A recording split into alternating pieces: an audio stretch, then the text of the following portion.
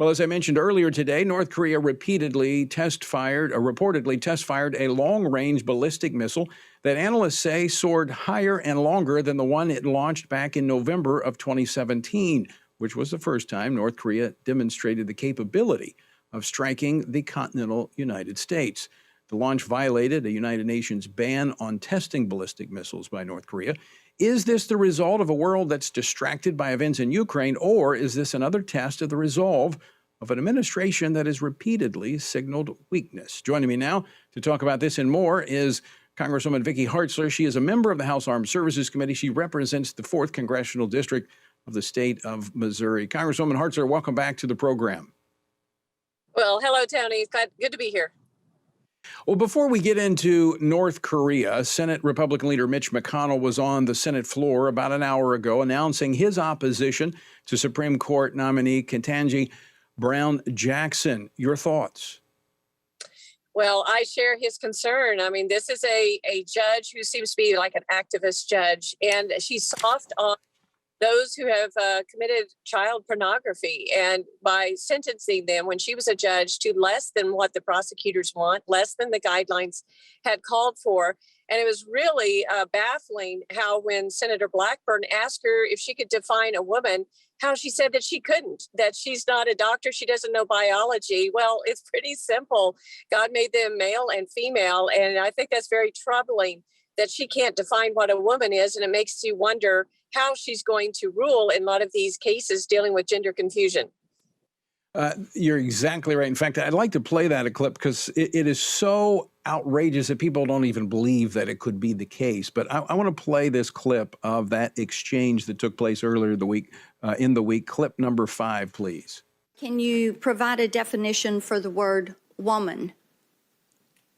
Can I provide a definition? Mm-hmm. No. Yeah. I can't. You can't? Not in this context. So I'm not a biologist. This has great significance in what is unfolding in our country today. I mean, you've been leading the charges. You've spoken out about this issue. In fact, Twitter came after you for defending women's sports. This very likely is going to end up before the courts. Something pertaining to women's sports, I feel confident, will land before the United States Supreme Court. And you have a justice here that can't even define a woman? Oh, it is an upside down world that we're living in. I mean, I think we're back to the book, The Emperor's New Clothes, where a child had to actually speak truth to adults. I think most people and children certainly can say this is a woman and this is a man. And yet we have adults in the society, leaders, politicians, and now judges who just seem confused about this very basic thing. And what is a woman? What is a man? We're having women's sports being decimated, where colleges and others are allowing biological males to compete on women's teams, and they are winning. They're taking their scholarships and their records and their trophies. It is absolutely ludicrous. And then when I speak out and simply say that women's sports should be for women, not men pretending to be women, Twitter says that I have violated their hateful conduct rules, and so they suspend my account, and they won't reinstate it unless I take that down. And I told them they can have their account back. I'm not going to quit speaking truth and common sense and what every person really knows deep down in their heart. Now, Congresswoman Hartzler, let me ask you this question. This is my perception, but you are crisscrossing the state of Missouri. You've been out there a lot in the last several months. My perception as I travel the country and talk to people is that the American citizens realize this for what it is. It's nonsense. It's insanity.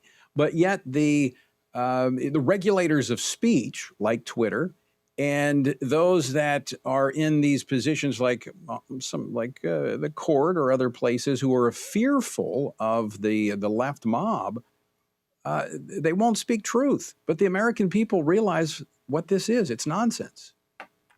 It is. Polling shows that the vast majority of Americans say this is crazy. They get it, that women's sports should be for women and not males. It's not hard. It's not a confusing issue. And yet the elitists of our country seem to think that they know better. And you're right, it is based in fear. And that is a sad place to be, that you can't speak truth because you're afraid that somebody is going to silence you in this woke world that we live in. But the good news is that there's a lot more of us that have common sense than those who are trying to silence us. I believe we all need to continue to speak out, and that we ultimately can prevail in this. We've had over 11 states that have passed state laws that have protected women's sports. There's 2 pieces of legislation in Congress that I've co-sponsored that would protect women's sports. Title IX is a federal piece of legislation that was passed in 1972. And I benefited from it as an athlete in high school, to make sure that girls have equal opportunity in education. And that includes in scholarships and in academia, but also in sports.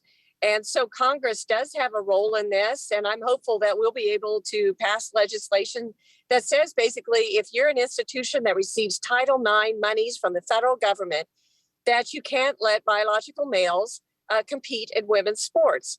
So we will see. I'm hopeful we'll take the majority in the House and the Senate next year. And this is something that we can pass because common sense is with us, truth is with us, but certainly the American people are with us as well. Yeah, agree 100%. Speaking of fear, sometimes it's good when your enemies fear you. And it appears that North Korea does not have fear, especially when it comes to the United States. What do you make of North Korea's latest missile launch? Well, it is just another test of Biden's weakness. They saw what happened in Afghanistan and the horrible debacle of our leaving Americans behind, leaving $90-some billion worth of equipment behind. It was just a terrible show of leadership, so weak. And Putin has realized that, and that's what's prompted him to help go after his long-term goal of taking back Ukraine. And it's just heartbreaking how he is attacking the innocent, free people of Ukraine. And now Kim Jong-un is also empowered and emboldened by this weakness. And so he is trying to show his strength and say, hey, you need to take the sanctions off of my country. I have this capability. He's basically threatening us as Americans by shooting off this ICBM that potentially could reach the shores of this country. And he is saying, look, I have military strength and you don't have political will or just the capability to stop me. And that is very concerning when you have Xi Jinping, the chairman of the Chinese Communist Party, who has long wanted to take on and take out Taiwan and reunify it with China. We're very, very concerned in watching what China is doing, if they will be emboldened and try to do that as well.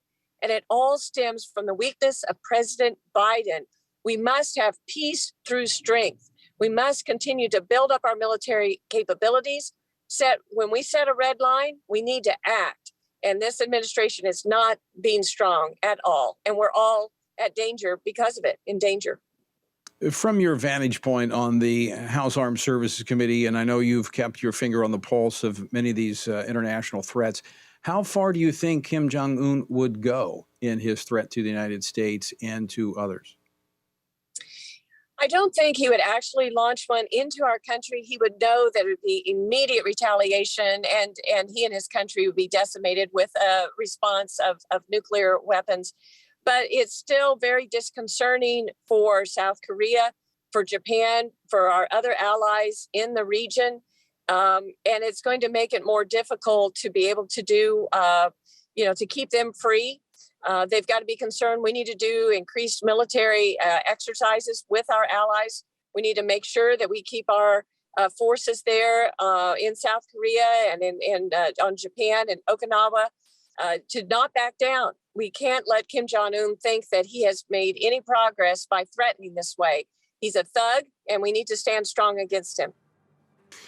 You're absolutely right. Strength is the way to peace. It is contrary to the left's thinking, but history shows that is, in fact, the way that we obtain peace. Congresswoman Vicki Hartzler, thanks so much for joining us. Always great to talk with you. Thank you, Tony. Take care.